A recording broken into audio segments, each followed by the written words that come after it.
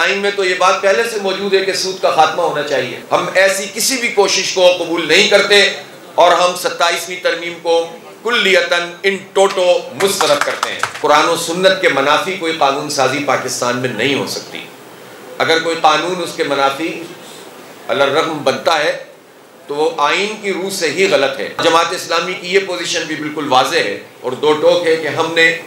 26ویں آئینی ترمیم کو بھی کلیتاً مسترد کیا تھا. دیکھنے میں ایسا لگے کہ جناب اس میں کچھ عوام کا کوئی فائدہ ہے اور اس کو سامنے رکھ کر پارٹیاں اپنے آپ کو جسٹیفائی کرنے لگیں. 26ویں ترمیم کو حلال قرار دے دیا تھا پورا. عدلیہ کو پہلے ہی جو معطل کر کے رکھی ہوئی تھی مزید معطل کیا جانے لگا. پر ہمارے وکلاء کو بھی آگے بڑھ کر پوری قوم کی قیادت کرنی چاہیے اور اس میں جماعت اسلامی انشاءاللہ آپ کے شانہ بشانہ ہوگی. پاکستان میں آئین کی بالادستی کے لیے اور رول آف لا یعنی قانون کی بالادستی، اس میں بحیثیت مجموعی جو سیاسی جماعتیں ہیں وہ اپنا کردار ادا نہیں کر سکی. اور پہلے بھی جب یہ بحران پیدا ہوا تو ہماری جتنی بارز تھیں سپریم کورٹ سے لے کر ہائی کورٹس اور پھر ڈسٹرکٹ بارز خاص طور پر انہوں نے بہت بھرپور کردار ادا کیا تھا. تو مجھے یاد ہے کہ جب ایمرجنسی یہاں نافذ ہو گئی تھی اور اس وقت افتخار چودھری صاحب جو چیف جسٹس سے ان کے خلاف اس وقت کے عامر نے کارروائی کی تھی تو وکلاء نے قیادت کی تھی اور پھر پورا پاکستان ان کی پشت پر آ کر کھڑا ہو گیا تھا. یہ افسوس کی بات ہے کہ اس بڑی جد و جہد کے وقتی ثمرات تو حاصل ہوئے کہ ریسٹوریشن ہوئی اور عامر وقت کو پیچھے ہٹنا پڑا، لیکن بدقسمتی سے وہ تمام فوائد جو اس کے بعد حاصل ہونے تھے نہ ہو سکے اور جوڈیشری بھی اور باقی لوگ بھی پھر سے اسی کام پر لگ گئے کہ جس کام سے نجات حاصل کرنے کے لیے اتنی بڑی تحریک چلی تھی. اب یہ وقت ہے کہ جس میں ہم سچ کو سچ کہیں، جھوٹ کو جھوٹ کہیں، حق اور باطل کے درمیان فرق پیدا کریں اور اپنے حصے کا چراغ جلائیں. جماعت اسلامی کی پوزیشن بہت واضح ہے، دو ٹوک ہے کہ ہم آئین بنانے والے لوگ ہیں. آپ پروفیسر عبدالغفور احمد صاحب کو اچھی طرح سے جانتے ہیں کہ جو اس کمیٹی میں شامل تھے بلکہ اس کو تقریباً لیڈ کر رہے تھے اور جتنی ڈرافٹنگ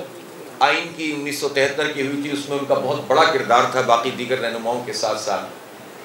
اور اس کے لیے انہوں نے بڑی محنت کی، تگودو کی، بعد میں اس کے لیے تحریکیں چلائیں. تو جماعت اسلامی کی پوزیشن تو واضح ہے کہ ہم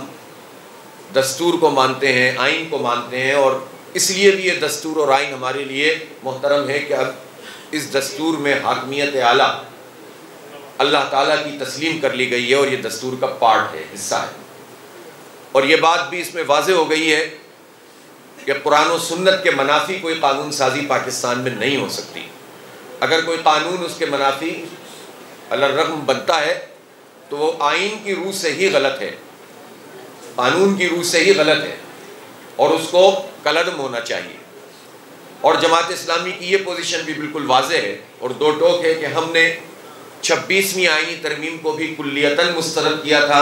اور 27ویں آئینی ترمیم کو بھی کلیتاً مسترد.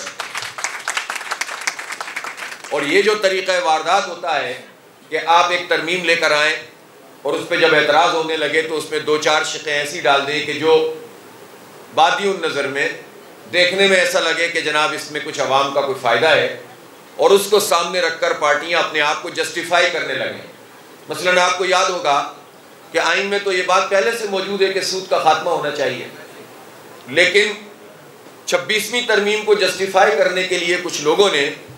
اس کی ایک سود والی ترمیم، اس کی تاریخ کا تعین کر کے یہ 26ویں ترمیم کو حلال قرار دے دیا تھا پورا. اور اس کے نتیجے میں ہم نے دیکھا کہ پاکستان کی عدلیہ پر شبخون مار دیا گیا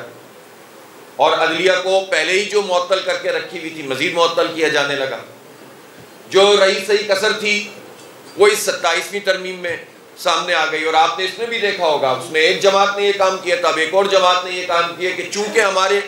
صوبے کا نام تبدیل نہیں ہوا لہٰذا ہم جو ہے وہ اس کو سپورٹ کرتے ہیں. تو یہ سب باتیں اس لیے کی جاتی ہیں تاکہ ایک جسے عذر لنگ کہتے ہیں، جسے خامخواہی کی جسٹیفیکیشن کہتے ہیں، وہ کر کے آپ ان ساری استعماری طاقتوں کو سامراجی طاقتوں کو یا ان لوگوں کو کہ جو اپنی بالادستی کا نظام قائم کرنا چاہتے ہیں، آئین پر اپنے آپ کو مقدم رکھتے ہیں، ان لوگوں کو آپ لیجیٹیمیٹ کرنے کی کوشش کرتے ہیں اور ان کو مزید طاقت فراہم کرتے ہیں۔ ہم ایسی کسی بھی کوشش کو قبول نہیں کرتے اور ہم 27ویں ترمیم کو کلیتاً ان ٹوٹو مسترد کرتے ہیں، اور ہم یہ چاہتے ہیں کہ اس پر ہمارے وکلاء کو بھی آگے بڑھ کر پوری قوم کی قیادت کرنی چاہیے، اور اس میں جماعت اسلامی انشاءاللہ آپ کے شانہ بشانہ ہوگی۔ میں یہ ضرور کہنا چاہتا ہوں کہ اس آئینی ترمیم میں 2-3 باتیں بہت زیادہ اہم ہیں۔ ایک تو یہ ہے کہ یہ جو جوڈیشل کمیشن بنایا گیا ہے، اس میں تو اب حکومت نے سب کچھ اپنے ہاتھ میں لے لیا ہے، اور اس میں عدلیہ جو ہے وہ اقلیت میں اور حکومت اکثریت میں آ گئی ہے۔ اب جس کو چاہیں گے وہ آگے کریں گے، جس کو چاہیں گے پیچھے کریں گے، جس کو چاہیں گے ٹرانسفر کریں گے۔ تو یہ تو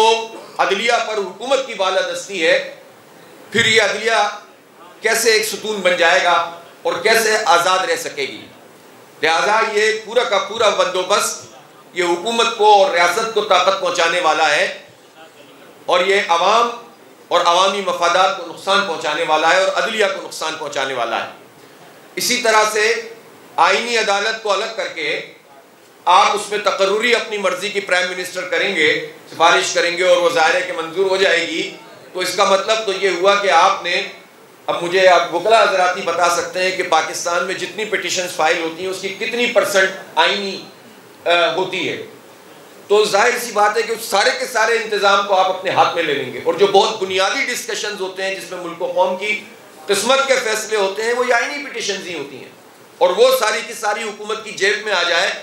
تو پھر آپ سوچ سکتے ہیں کہ عدلیہ کا کیا حال ہوگا۔